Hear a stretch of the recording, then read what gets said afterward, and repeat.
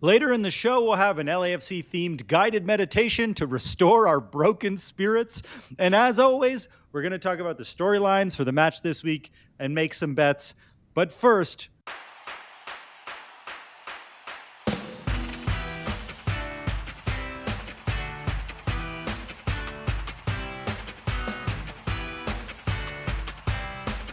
hello and welcome to Happy Foot, Sad Foot, your LAFC gateway drug and the only LAFC podcast that refuses to pass to a wide-open Carlos Vela.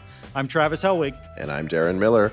Welcome to our preview of LAFC's MLS match versus the Portland Timbers on Saturday, September 9th at 7:30 p.m. at Providence Park in Portland. You can watch it on MLS Season Pass on Apple TV Plus, and we'll be live streaming our post-game call-in show 10 minents after the final whistle at youtube.com/@HappyFootSadFoot. Subscribe now and you can be notified when we go live. I'm like, that line, I'm like, put that on merch. Are people getting live subscriptions from us? Subscribe now and you get notified when we go live. I don't know if it even works that way technically. At this point, you can probably tell I'm just trying to fly through this thing. So subscribe now and you get notified when we go live. Subscribe now. Do I hear one subscriber, two subscribers, two subscribers. Man in the back. This is the perfect transition into what you're about to say next. Yeah. If you enjoyed this shit show and you want to help us keep making it, become a friend of the foot by clicking the Patreon link in the show notes or pick up some Half Plus Half merch by going to happyfootsadfootpod.com. Later in the show, we'll have an LAFC-themed guided meditation to restore our broken spirits. And as always, we're going to talk about the storylines for the match this week and make some bets. But first, we think it's a waste of time, but we get death threats when we go right into things. So it's time for listener-mandated banter. Darren, how have you been since Sunday? How's it going? I have been great. No, I'm still fucking pissed off. I honestly, I am still angry. I'm glad that we're doing the meditation. I really need it. I had to come up to the mountains. Look, I'm in a cabin. Yes, you've gone to nature for the occasion. This is great. It is like... it just kind of like, I wore a LAFC shirt to the gym today, and I was like, I hope no one talks to me about it. I hope not. There's a very nice trainer named Chris who listens to the show that works out there, and we talk about the team sometimes. And we didn't say anything today, and I'm like, I think we're both on the same page. No one wants to think about it right now. Yeah. Chris, shout out to Chris. Yo, what's up, Chris? This kind of ended up being a little cathartic. I killed maybe the biggest cockroach I've ever seen. It was the first thing I did at work. As soon as I got to work Lionel Messi sized. No, that would be a small cockroach. I like that now. Like somebody said this on the post-game show, but it's like I got to see the best player who ever lived and felt no joy. And now I'm like, I fucking hate Messi. Sorry, keep telling your story about your cockroach. No, I agree. It was weird because I eventually killed it and was like, yeah. But it started out the way that it was maybe the biggest cockroach I've ever seen. And the way that I found him is I was sitting at my desk chair, and it just ended up on my stomach. And I was like, whoa. That was like the only I just came so close to doing a spit take. That was the first time I've ever freaked out from a bug. I was just like, blah, blah, blah.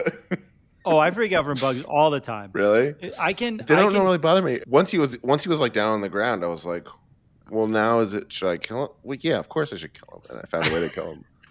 At first they're crazy. Like he was so big, and I was like, what is it?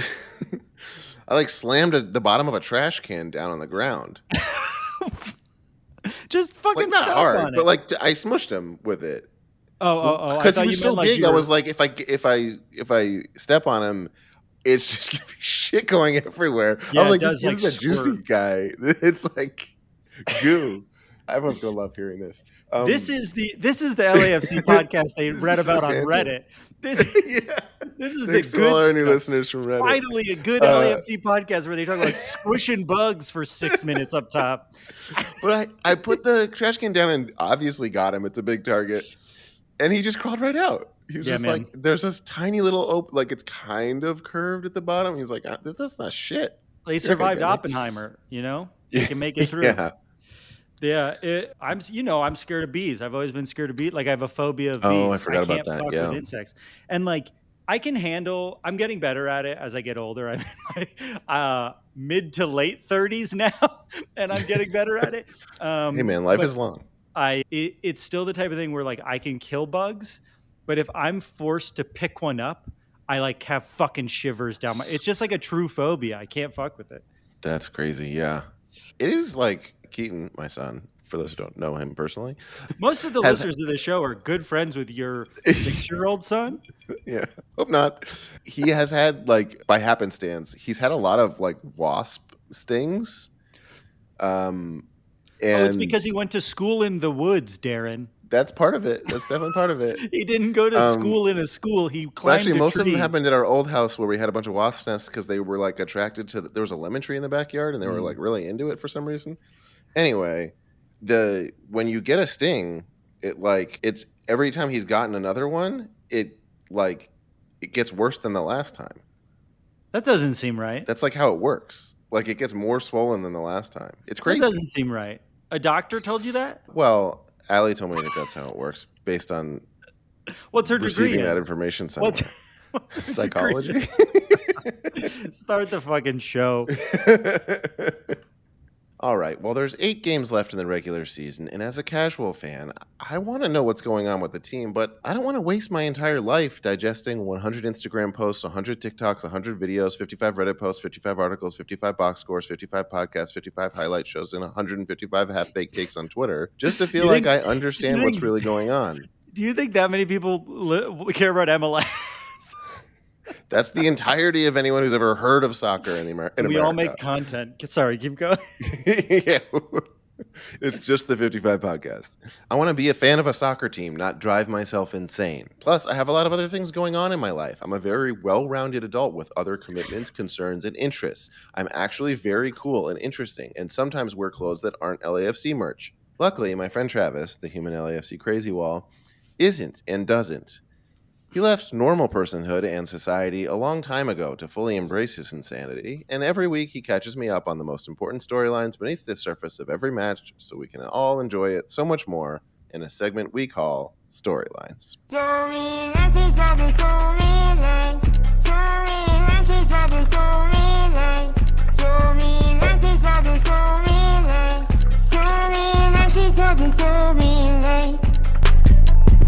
Darren, it's here.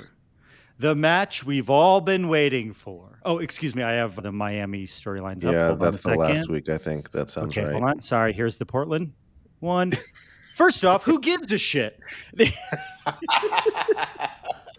No, the truth is we are, as we already said, pretty emotionally scarred from the game last week.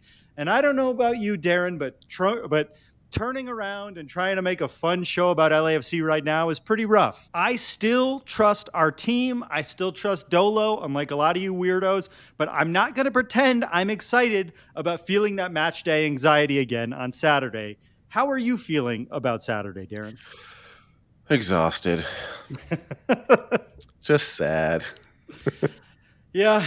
Well, I don't know. It might be a nice little palate cleanser. I think if they lose, that'd be really bad. I'm only thinking about it now for the first time. It would be really nice for them to just like fly right through them and just like, yeah, we won this game, no problem. But if they lose this game, boy, oh boy. Well, Darren, all that being said, I regret to inform you that the first storyline of the week is this. This game is a must-win game. Now, No. if we lose, it's not the end of the world. But Portland is by far the easiest game we have in weeks. We are about to embark on a brutal September. After Portland on Saturday, we get a week off. Then we face a surging LA Galaxy squad at BMO. Then 3 days later, we have a must-win 6-pointer against Western Conference leaders St. Louis City in St. Louis. Then Shitty. 3 days later from that, we have a rematch of the MLS Cup Finals with Philadelphia in Philadelphia. Then just 4 days after that, we play Tigres at home for the Campeones Cup. That's our Let's September skip that coming up. one. Come on. Can we We skip don't that have a one? trophy, Darren. We aren't going to win any other trophies this year. We better Does fucking that win that count one. as a trophy? It's one game. We get a trophy. That's our September, Darren. And after that, in October, there are only 4 regular season games remaining in the season, including a game at altitude against Chicho in Salt Lake City and a game against Austin in Texas, a state we haven't won in since COVID was just a twinkle in some pangolin's eye. We we are. I was gonna say a twinkle in some Wuhan scientist's eye, but I don't want to get into the Controversial. lab leak theory. It's just a theory still. I get shot dead by the U.S. government. We are for sure going to drop points in some of those September games. It's inevitable. And Portland, even away on turf, should be our easiest matchup of all of them. We know what the goal is for the rest of this season. Do everything we can to scratch and claw to the top of the West and earn playoff home field advantage and that Champions Cup berth. But time is running out. Currently, St. Louis City has 47 points. Seattle has 41, and we are in third place with 40. Now, we have a game in hand on St. Louis, and we have 2 games in hand on Seattle. But it's going to be a really tough series of games, and especially after dropping 3 points to Charlotte and unexpectedly losing at home to last place Inter Miami, this game against Portland is one we really need. But it's not going to be easy, Darren. Which brings us to our second storyline of the match, which is this. 5 players on our squad are away on international duty. As you know, we are one of the only leagues in the world who plays league matches while players are gone on international breaks. Why? No reason, except MLS is controlled by brain-dead venture capitalists with the hope of selling health insurance to rich people and Herbalife to poor people. There is a chance that this won't be the case next year, but that remains to be seen. But for Saturday's match, we will be missing the following players: Danil Maldonado, Christian Torres, Kiki Oliveira, and Stipe Biuk, who will be back in Croatia, I assume staring at his Golden Boy trophy and weeping into his father's arms. Just kidding. We never doubted Stipe Biuk. T-shirts available We now love at him. happyfootsadfootpod.com. Patrons get 15% off all sales. But on top of that, we're also missing a very important player on international duty, our leading scorer on the season, our former MVP candidate, a beautiful, chiseled man known as Denny Bouanga. As most of you know, Denny played maybe the worst game of his LAFC career against Messi on Sunday, missing a bunch of sitters and forgetting to pass to the most talented man on the team, Carlos Vela, who was wide open next to the goal. Carlos, our captain, then absolutely lost his shit on Denny in a way I've never seen Carlos lose his shit on anyone since Bob Bradley pulled him out of a game in like El Tráfico or a playoff or whatever.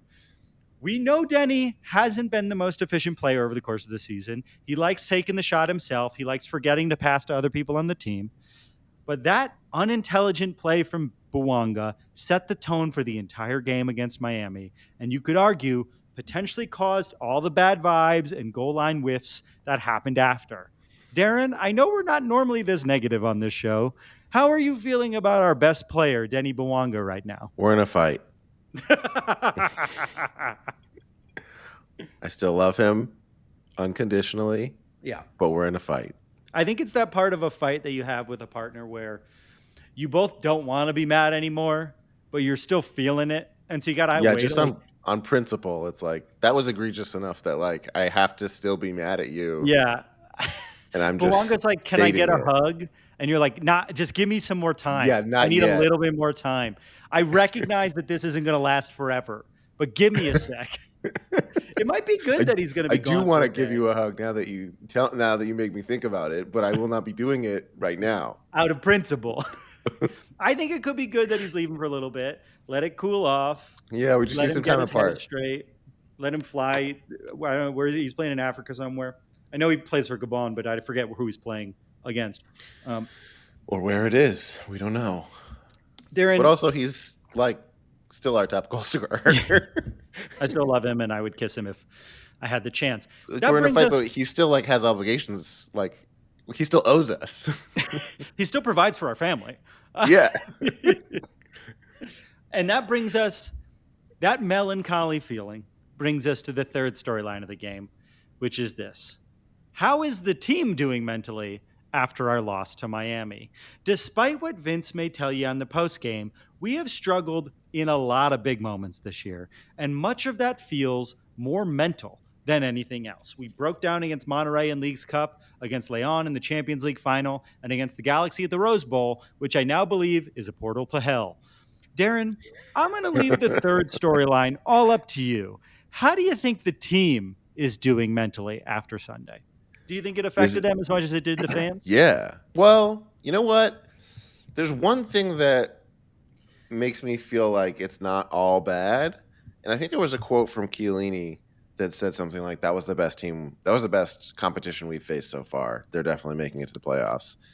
And it made me think, like, at least Chiellini, and perhaps because he said this, other players too, they just saw it as like a very hard fought game and a great team, and they lost. And that happens. And they saw it as a really good team that is hard to beat. And then they'll want to win the next game. Like, all the fanfare and the drama and the craziness, I think, does have a way of affecting the game, but I don't know if it has a way of affecting after the game as much. I guess that's the most hopeful way to think about it. Yeah, I think that's smart. I also feel like if you think back to that game, that first half, we played really fucking hard. Anyone saying that we like didn't try hard or didn't go for it is a liar. Even like the 70 minutes of the Monterrey game until we lost our heads. Like, we worked really fucking hard. Our finishes just weren't there against Miami. And I know that that's not good enough and we want to win. But it is hard. It's hard to look past the fact that we got beat while playing the best player who's ever played the game. And like it is like I do think players might have a better perspective. A lot of them posted photos of them with Messi, and fans were upset about that. I don't know, man. If I was a basketball player and I got to play against LeBron James once in my life, I'd be real fucking excited about playing LeBron James, especially if I played in like the Greek league and LeBron James came to the Greek league to play for a little bit. Oh my God. I'd be real excited. That's what, after the games, that's what sportsmanship is. Like, you're not against each other anymore. Like, it's fine. I get that like fans felt it more than they felt it. And maybe that's disappointing to some fans, but it is a job and they're the ones doing it. And all we do is we have the emotion and we have the catharsis and we watch. So we either feel good or bad, but we have no control over it. And I think sometimes fans forget that like it's easier to feel less bad about it when you have control over the situation than like we're going to feel shitty because we're watching it and we could do nothing but feel weird. And we really wanted that win, but I know they did too. I feel this, even just saying this out loud made me feel a little bit better. Okay. Yeah. So that's the state of the team heading into the final 8 games of the regular season. Now, we already did a deeper dive on Portland back in our 3rd episode. We went on to beat Portland 3-2 in our first game of the season after the Rose Bowl game got postponed. We had goals by Chiellini, Vela, and our old friend Mahala Apoku. Portland is currently 3rd to last in the West. But I want to quickly give our final storyline of the match, which is this. Is Portland actually better than we think? Just a few weeks back, Portland fired their longtime beloved manager, Gio Savarese, after losing 5-0 in Houston, which I feel is something that happens to us once a year. We lose 5-0 to some Texas team. Since firing their coach, Portland has gone 1-1-1, including beating a very good Real Salt Lake team and coming back from 2 goals down against their rivals Seattle at Lumen Field in Seattle, which is a very, very tough place to play. They are led in goals by Brazilian Evander, who we talked a lot about in the last Portland preview.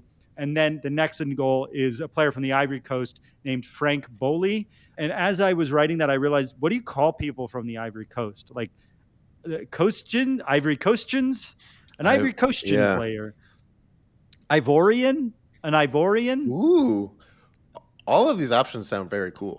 Yeah, I always like picking when I'm doing like a World Cup pool. I always pick Ivory Coast to go far. I feel like they always are secretly very good.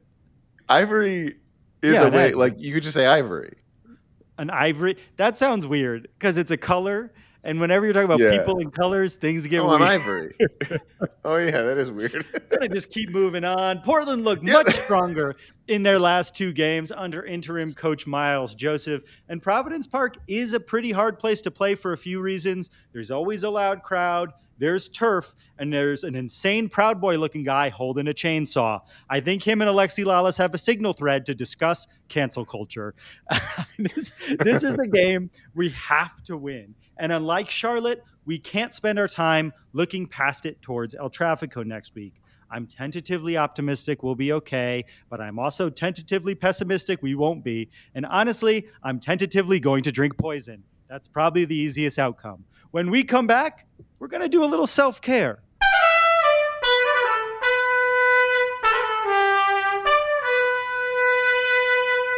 And we're back. Last week, Messi was in town, and we crumbled.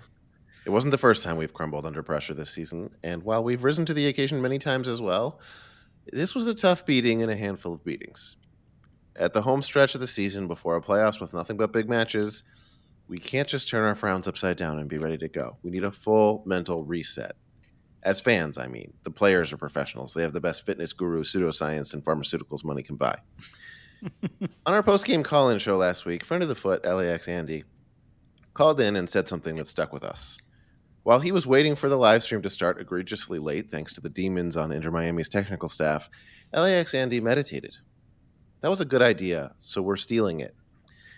We got a real-life meditation expert / Silverlake Witch to guide us in an LAFC-specific meditation that we know you'll need to cleanse your soul and rebuild your spirit. So sit back, relax, and join us now. Spooky Witch holding many crystals, please take it away. Hello, and welcome to your 5-minute calm down meditation. Take us away, witch. Take a deep breath in and settle into your space. Wide open space. Like the wide open space Carlos Vela was in when no one passed him the ball. Allow the seat below you to support your body and relax your shoulders down your back. Unlike Aaron Long when he turned over the ball to the greatest player of all time. Take a deep breath in through your nose. Boanga knows he should have passed to Vela, and he's leaving the country for a break now. And slowly exhale out of your nose. Messi is gone, a wisp on the wind. He can no longer hurt you or your spirit. Now he's just a small little gremlin hurting other teams out east. Allow the tongue to fall away from the roof of your mouth. I'm thinking about Stipe Buke, and I will let that thought pass. And the belly to relax. Chiellini, Chiellini, Chiellini. Just let the sound wash over you as you breathe. Chiellini, Chiellini, Chiellini. Take a deep breath in. I am now thinking about Aaron Long, and I am noticing that thought, and I am returning to my mantra. Chiellini, Chiellini, Chiellini. And on the exhale, the shoulders fall away from the ears a little bit more. Gonzalez got his reps in. Now he's ready to finish chances. As the mind begins to quiet, Visualize the ball rolling through green grass, passed delicately to Mateus Bogusz, and Bogusz, tap, tap, tap, creating chances in the midfield. allow yourself to become more aware of your body in space. Repeat as you breathe. Pierogi season, pierogi season, pierogi season. Maybe becoming aware of the air on your skin, maybe the clothes on your skin. Stretch the muscles in your jaw, your mouth, and your tongue. Restore them to their youthful spirit by saying Dueñas or Das Chrysostomo. Dueñas or das Chrysostomo, Chrysostomo, Chrysostomo, Chrysostomo, Chrysostomo. Let us proclaim the mystery of faith. Travis, this is turning into a prayer. Let's reset. Ding-a-ling-a-ling-a-ling-ling. The body of No, Christ. Travis. Ding-a-ling-a-ling-a-ling-a-ling. Travis. The blood of Christ may we drink. And we're going back to meditation. Back to a meditation. Take a deep breath in. As you breathe in, visualize yourself in the eyes of a falcon, Ali the falcon, soaring high and wide, never to be attacked by another falcon at the Rose Bowl, soaring higher and higher, and maybe sometimes going a little too high before returning to your little puck for some reason you don't understand. And on the exhale, audibly sigh it out. The falcon puck. Falcon puck. We're going to begin to extend our inhales and our exhales, letting our breath just nourish and clear our minds. Palacios. Palacios. Diego Palacios. Palacios. On the next inhale breath, we'll slowly count to 4. Of course, one more than Miami scored on us in our home stadium, causing us all to feel physical and emotional pain. Inhale, 2, 3, 4. Hold at the top. Slow exhale for 2, 3, 4. Chirundalo. Chirundalo. Chirundalo. Chirundalo. Stephen Chirundalo. Chundo. And again, inhale, 2, 3, 4. Hold at the top. Vela is threading the needle with a beautiful pass. And exhale, 2, 3, 4. Continue this nice, slow breath on your own and see if you can fill your belly with air. And let your heart fill with confidence as strong as a guy from Philadelphia asking Leo Messi for his jersey after the game. A truly insane amount of confidence for a backup goalie in Major League Soccer. Fill that heart with that Philadelphian dumb confidence. With each new inhale, expanding your rib cage to fill up in between each individual rib, and each exhale contracting the belly button towards the spine to empty all the stale air out. Ilie Sanchez is quietly setting the tone like a ninja in the shadows that no one notices, but we notice him now and we praise him.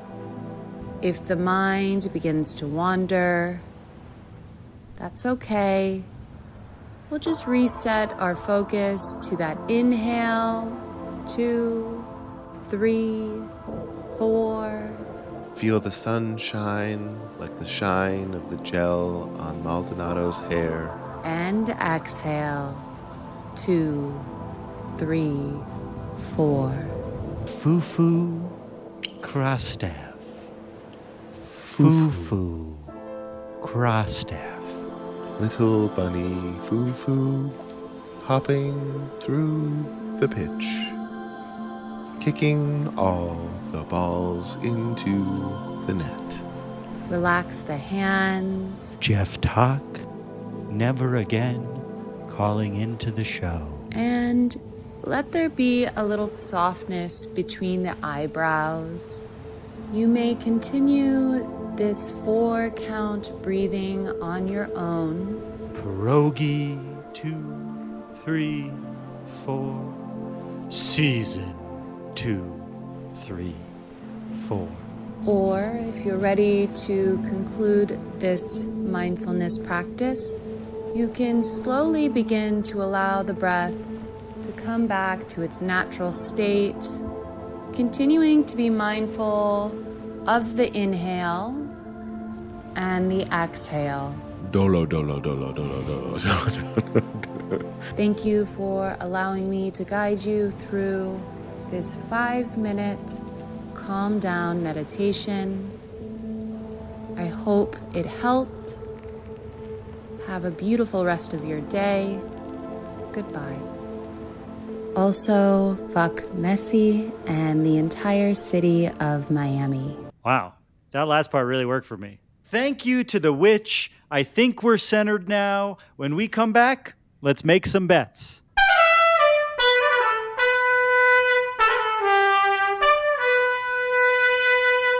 Now it's time for a special relaxed version. I do. Speaking that way makes you feel calm. Ooh, now it's time for a segment called Bet It and Forget It. I forgot to get the button ready. Say it again. Ooh, now it's time for a segment called Bet It and Forget It. Bet it and forget it. Every week, Travis and I end the show with a bet for this week's game. We make an outlandish prediction for that week, something that almost definitely will not happen, but could. Each week, we both put up $5 if no one hits. Excuse me. Each week, we both put up $5. If no one hits, the money rolls over to the next week. Eventually, by the time someone's weird prediction comes true, they might win a good chunk of change. Neither of our very specific and optimistic bets cashed last week.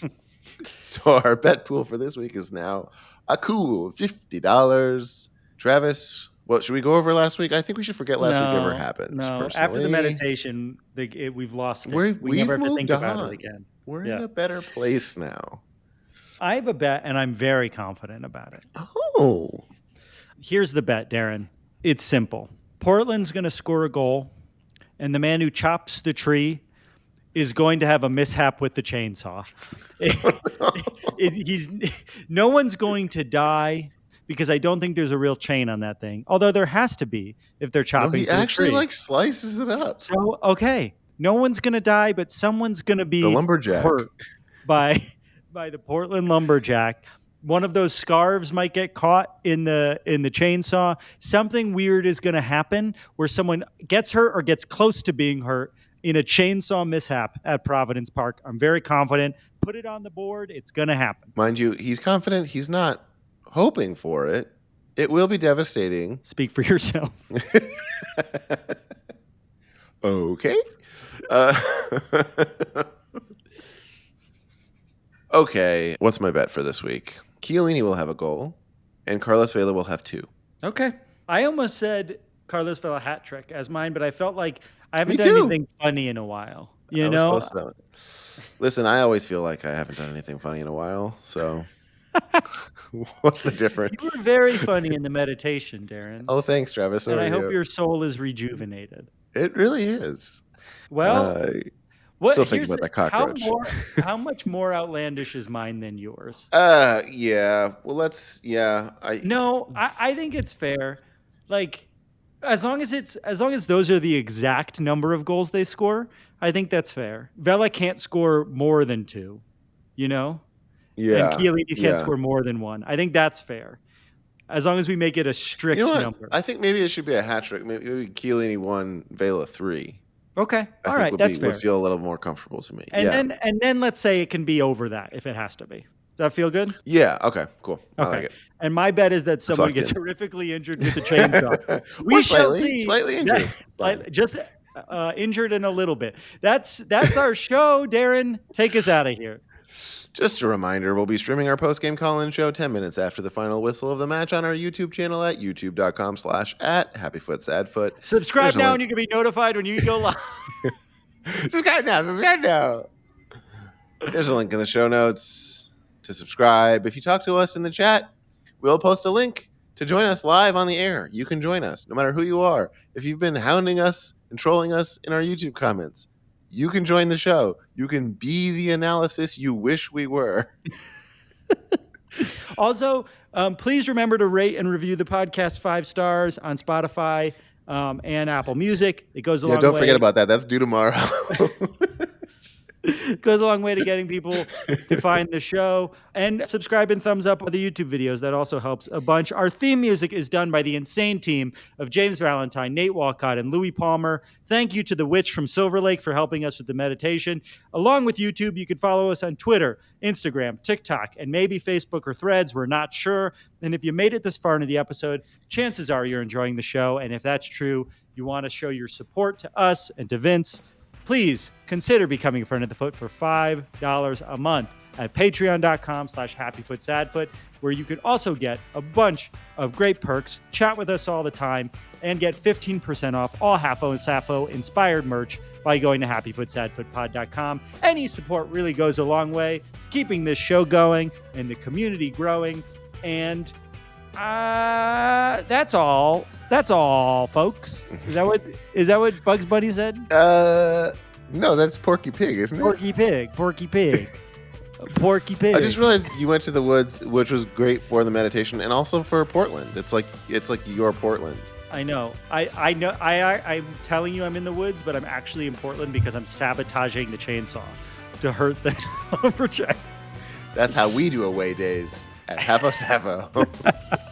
Just we commit plotting crimes with a deadly weapon. Thanks again, and we'll see you at the post game, baby. I love you. See you later. Love you. Bye. Bye. See you in Portland, Fred Armisen. Bye. Bye. Love you. Love you, Fred Armisen. Bye. The dream of the 90s is alive in the MLS. Bye.